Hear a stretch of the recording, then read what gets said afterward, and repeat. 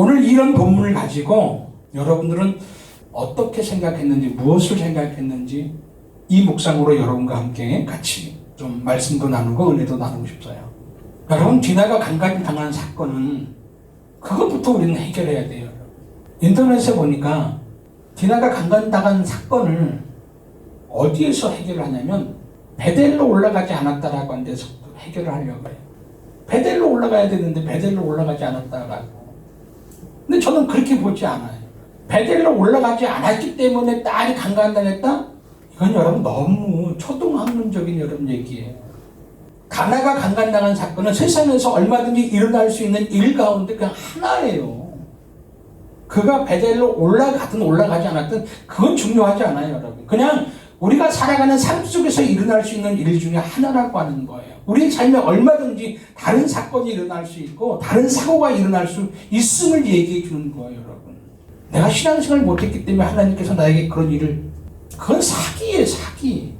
아니에요, 여러분. 얼마든지 일어날 수 있는 사건 중에 하나라고 하는 사실을 우리가 거기부터 인정을 하고 들어가야지 여러분 일이 해결되어지지.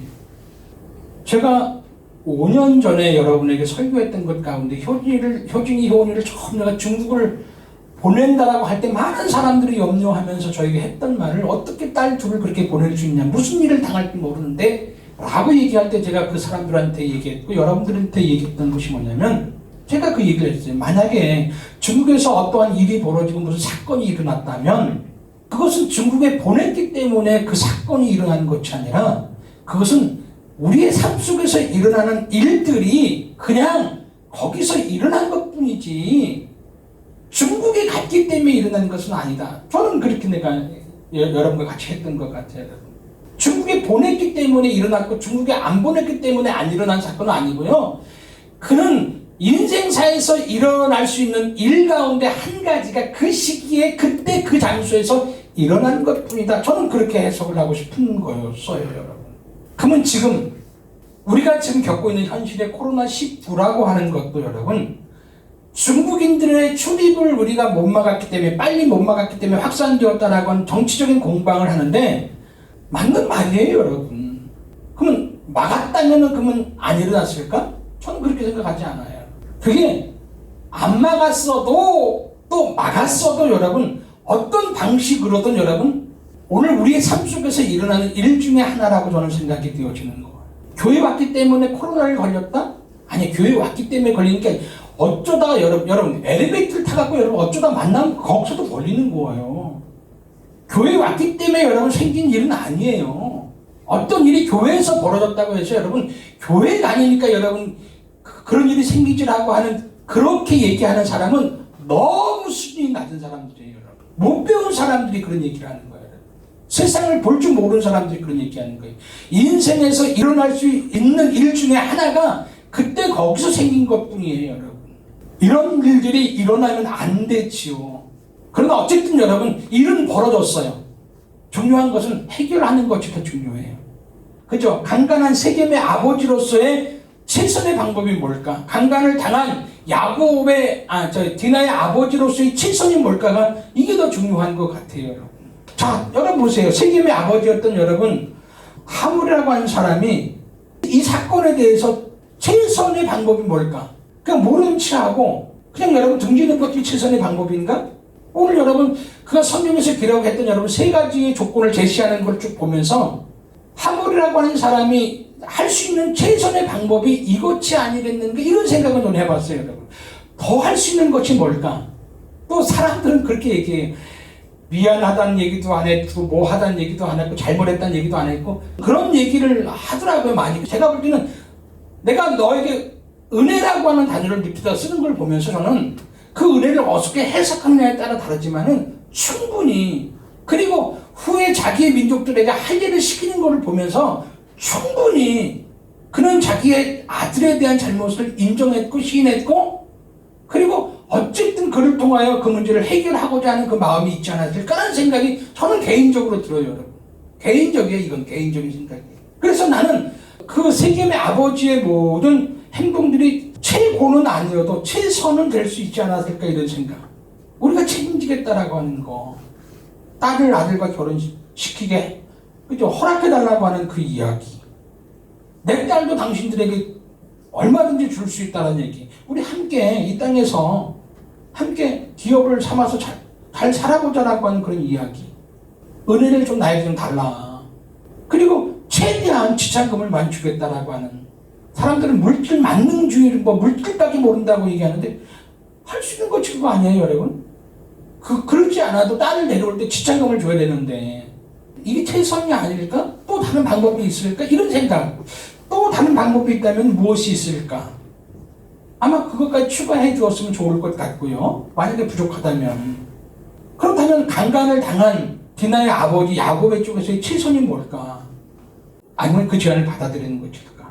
나는 야곱의 아들들이 제안했던 당신들은 할례를 안 받은 사람이니까 할례를 받았으면 좋겠다. 할례를 안 받으면은 내 딸을 줄 수 없다라고 하는 그 제안도 굉장히 괜찮은 제안이라고 생각이 되어져요. 특별히 어떤 제안을 할 수가 없잖아요. 그렇다고 여러분 디나를 그냥 데리고 오자니 너무나 또 상처도 되어지고 그럼 할례만 받으면 내가 당신의 제안을 받아들이겠다라고 하는 그 제안도 괜찮은 것 같고요. 근사하잖아요, 여러분. 아프지만 속상하지만 해결하는 방법에 있어서 참 좋은 제안이라고 생각이 되어지는 거예요. 또 딸을 위해서도. 그런데 문제는 여러분 그렇게 흘러가는데 13절에 있는 말씀이 딱 걸려요, 계속. 한번 13절에 있는 말씀을 한번 다 같이 읽어봅시다. 자, 시작. 야곱의 아들들이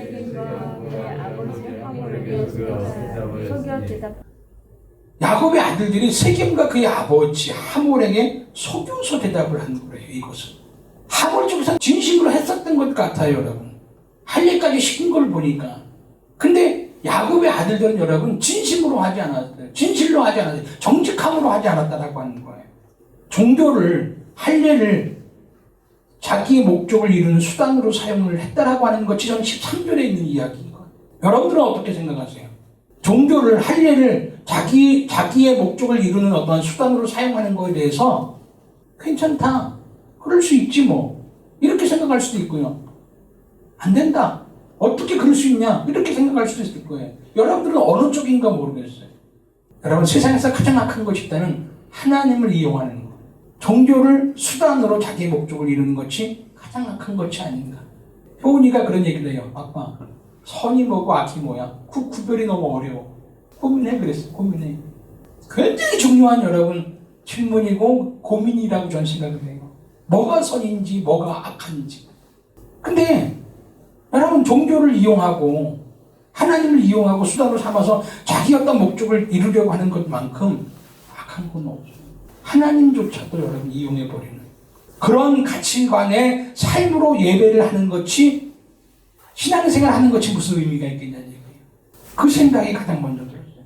이런 삶으로 베델로 올라가는 것이 그래서 베델로 올라가서 서운한 것들을 다 하나님께 이루어 드린다라고 하는 것이 무슨 의미가 있겠냐는 얘기예요. 하나님이 과연 그 서원을 이루어 준다고 해갖고 기뻐하실까? 이런 생각이 저는 요 13절을 제가 보면서 들은 거예요. 예배를 하고 서원을 드리고 내 어떠한 믿음의 행동을 하나님 앞에 한다고 할지라도 과연 그것을 하나님은 기뻐하실까? 좋아하실까? 이런 생각. 삶이 어떠하든지 예배만 드리면 내가 최고의 신앙생활을 하고 있다라고 생각하는 것은 오해예요. 무슨 얘기인지 알겠죠, 여러분? 내 삶이 어떠하든지 여러분 내 삶은 전혀 신경 쓰지 않으면서 내가 단지 예배만 하면 된다라고 하는 생각은요. 그래서 그 예배만 잘하면 내가 최고의 신앙생활을 하고 있다라고 생각하는 것은요. 진짜 큰 오해고 착각이라고 하는 거예요. 오늘 우리가 하나님과 종교를 이용해서 자기 목적을 이루려고 하는 야곱의 아들과 같은 사람 중에 한 사람은 아닌가? 이런 생각. 나는 특히 여러분 목회를 하는 사람들은 여기에 굉장히 민감해야 될 것 같은 거예요. 자기의 목적을 이루기 위해서 교회라고 하는 하나님이라고 하는 때로는 성도를 팔아서 자기의 목적을 이루려고 하는 야곱과 같은 사람 중에 일본이 있다면 만약에 있다면 그 책임을 져야 된다면 목회자가 져야 되지 않을까 이런 생각도 들어지는 거예요. 자기의 목적이 최고의 가치가 아니라 하나님이 예배가 최고의 가치가 되기를 원하시는 하나님의 모습이 저는 요 34장을 통하여 보여지는 거예요. 그래서 하나님은 이 문제를 다루고 싶었고, 하나님은 그래서 이 문제를 해결하기 위해서 34장이 필요했던 것이 아닌가. 디나의 강간 사건을 우리에게 보여주는 것이 아닌가. 이렇게 보는 거예요, 저는. 왜냐하면 저는 성경을 여러분 문맥적으로 보는 성경이잖아요, 여러분. 31장, 32장, 33장, 34장, 35장 계속 연속적으로 저는 보는 스타일이잖아요, 여러분. 그럼 보세요. 33장에 에서하고 화해를 했어요. 그렇게 원했던, 그렇게 꿈에도 여러분 바랬던 그 큰 산이었던 에서 형과의 화해가 어쨌든 여러분 이루어졌어요. 그러면 그 사건이 그것이 해결되었으면 야곱은 여러분 20년 전에 하나님과 서운했던, 그죠? 하나님 나와 함께해서 다시 이 땅에 돌아왔을 때는 내가 하나님 앞에서 이렇게 하겠다라고 하는 창세기 28장에 있는 그 서원의 자리를 가는 것이 자연스럽고요, 가는 것이 맞아요. 그러면 33장에서 35장으로 흘러가면 여러분 굉장히 그 모습이 자연스럽고요, 문맥상도 맞아요, 여러분. 그런데 창세기를 편집했던 사람, 그 사람 안에 있는 성령은 베델로 올라가기 전에 34장을 턱하니 기록해 놓고 여러분 그걸 밟고 가라고 한 얘기를 하는 거예요. 그럼 베델로 올라가기 전에 꼭 해결해야 할 것이 하나가 있는 것 같아요. 형 에서와 화해를 하고 나서 바로 베델로 못 올라가게 만드시는 하나님의 어떤 의도가 있지 않을까? 그것을 해결하기 위해서 디나 사건을 우리에게 끄집어오는, 이거는 여러분 저자의 어떤 의도의 편집이 있지 않을까라고 하는 거, 말하고 싶은 의도가 있지 않겠냐는 얘기예요, 여러분.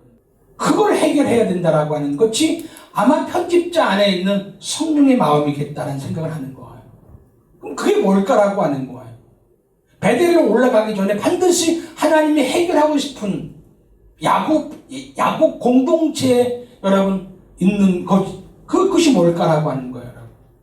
저는 그걸 고민하다가 35장에 뚝 들어가서 여러분 이 말씀을 제가 여러분 봤어요. 자, 35장 2절을 한번 보세요.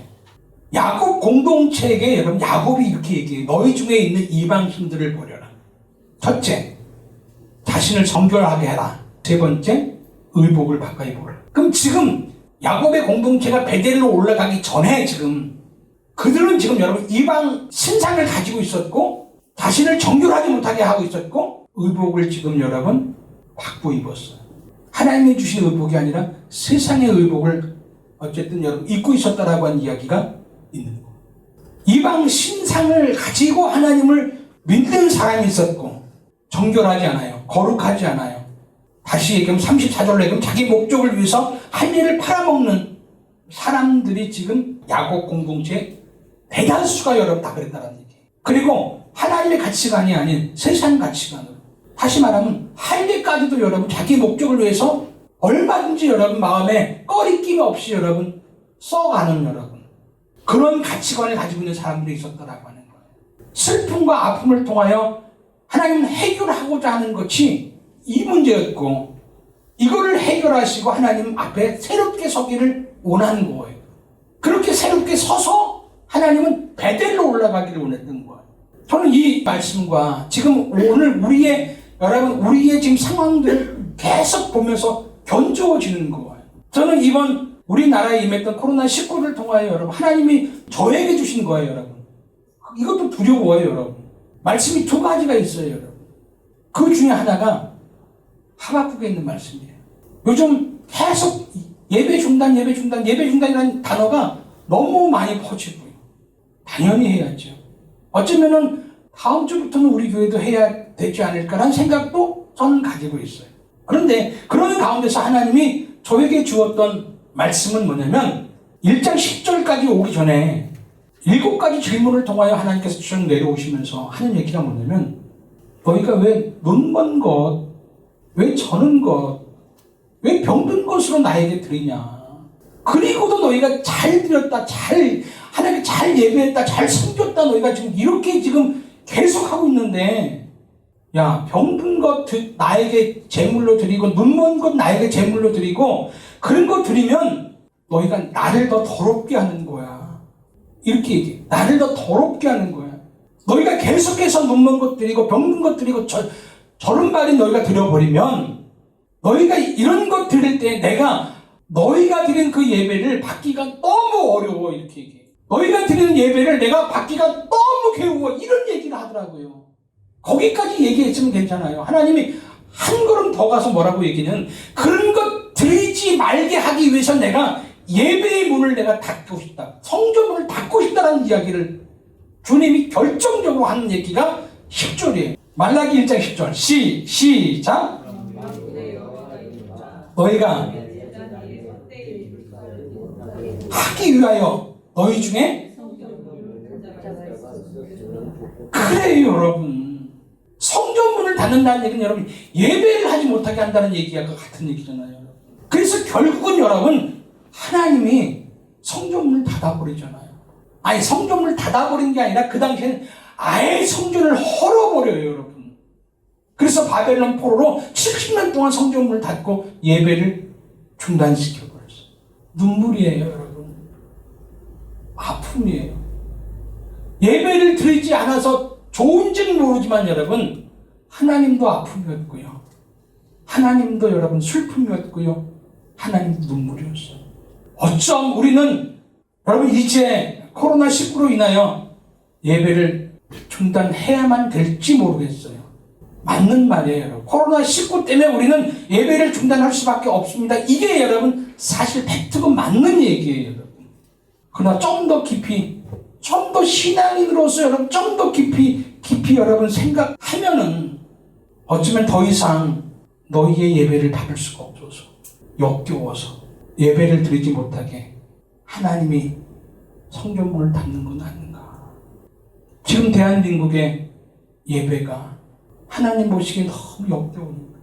그거를 통하여서 내면 쪽에서 말라기에 있는 말씀을 끌어들여서 예배를 중단하고 안 중단하는 것은 여러분 그렇게 중요하지 않아요. 여러분 때가 되면 중단해야 돼요 여러분. 또 국가에서 얘기하는 여러 공공시설을 얘기하는 말을 우리가 여러분 순종하면서 같이 협력해야 되는 거예요 여러분. 그러나 그 안에 있는 것은 여러분 하나님이 막으시는 거예요. 예배조차도 하나님이 막으시는 대한민국의 예배를 그렇게 여러분 지겨워하고 역겨워하는 하나님의 모습은 있지 않을까? 라는 생각이 너무 슬프고요. 너무 아픈 거예요. 그게 아픔이고요. 그게 슬픔이고요. 그게 눈물이 되어지는 거예요. 그래서 여러분 우리는 더 많이 회개해야 돼요. 대한민국의 예배 중단이라고 하는 그 아픔에 대해서 거절하자는 얘기가 아니에요 여러분. 그 아픔에 대해서 여러분 그냥 코로나 때문에 우리가 예배 못 드리네 거기서 끝나면 안 돼요. 그건 세상 예수 없는 사람들이나 여러분 그렇게 하는 거지. 새한빛교회 교인이라면 그러면 안 돼요. 아파해야 돼요. 아파해야 돼요. 세상 사람들에게 비친 기독교가 예배를 중단하지 못한 이유 첫 번째가 뭔지 아세요? 예배를 안 드리면 헌금이 안 나오니까 교회가 예배를 중단할 수 없다라고 하는 아주 우라통이 터져. 사실일 거예요. 근데 여러분 할 수 없어요. 기독교가 그들에게 비춰진 모습이니까. 그럼 우리가 그렇게 여러분 그들에게 보여줬다라고 하는 거예요. 일단 그들이 잘했다 잘못했다 그걸 두 번째 떠나서 여러분 우리가 그렇게 보여진 거예요. 우리가 예수를 믿으면서 교회를 다니면서 여러분 우리 가장 가치는 여러분 뭐에다 두었냐면 돈에다 두었어요. 교회가 목사가 그것이 여러분 눈에도 보였고 여러분들은 세상 앞에서 그렇게 여러분 전도를 해버린 거예요. 교회를 향하여. 그죠? 그들이 여러분 어떻게 알아요? 교회가 목사가 그렇게 행동을 했고 그걸 봤던 교인들은 여러분 세상 앞에서 그렇게 전도를 해요. 그렇게 전도해요. 그러니까 회개를 해야 되는 것이 맞는 것 같아요. 코로나19가 무서운 것은 사실이에요. 그러나 여러분 코로나19가 무서운 것이 아니라 하나님이 성전문을 막는 것이 무서운 거예요. 코로나19는 여러분 시간이 지나면 신약이 개발되어서 곧 해결될 거예요. 여러분. 그러나 이번에 우리가 하나님 앞에서 정직하지 않으면 이번에 우리가 하나님 앞에서 성실하지 않으면 여러분 더 심한 바이러스로 임할 수 있다라고 하는 거예요. 기억해 두세요, 여러분. 몇 년 후가 될란간 모르겠어요. 어쩌면 더 큰 바이러스로 말미암아서 우리를 더 힘들게 하고 이번에 완전히 성전문을 틀어 잠그는 일까지 이제 임한지 모르겠어요. 정직과 성실의 짐을 지고 여러분 주님 앞에 몸부림칠 때 은혜와 자비가 이 땅에 임하지 않을까 이런 생각 저는 들어줍니다. 첫 번째 말씀이 말라기에 있는 말씀이라면 두 번째 말씀은 그렇게 성전문이 닫아지고 그렇게 고통당하고 그렇게 힘들어하는 바벨론 끌려가는 포로들을 향하여 하나님은 예레미야에게 이렇게 얘기합니다. 예레미야 29장 11절에 있는 말씀이 하나님이 저에게 또 주신 말씀이에요. 내가 너희를 향한 나의 생각은 그죠? 평안과 편안이라 평안이라 안식이라. 너희는 끌려가고 고통스럽고 너희는 바이러스 때문에 힘들고 괴롭고 불안해하지만 내가 너희에게 주는 것은 내 생각은 너희를 향한 내 생각은 재앙이 아니라 평안이라. 너희에게 미래와 희망을 주는 것이라. 코로나19는 여러분 재앙이 아니래. 하나님의 미래와 희망을 주기 위한 하나님 메시지고요. 우리가 주님 앞에 새롭게 서야 할 하나님의 음성으로 받아들여서 떨지 마세요, 여러분. 안 죽어요. 두려워하지 마세요, 여러분. 주님이 주시는 평안을 이 코로나19라고 하는 것이 여러분 임하여서 두려워하는 세상 속에서 진정한 평화와 안식을 누리고 살아갈 수 있는 여러분의 삶이 되어지기를 주님의 이름으로 제가 부탁을 드리겠습니다.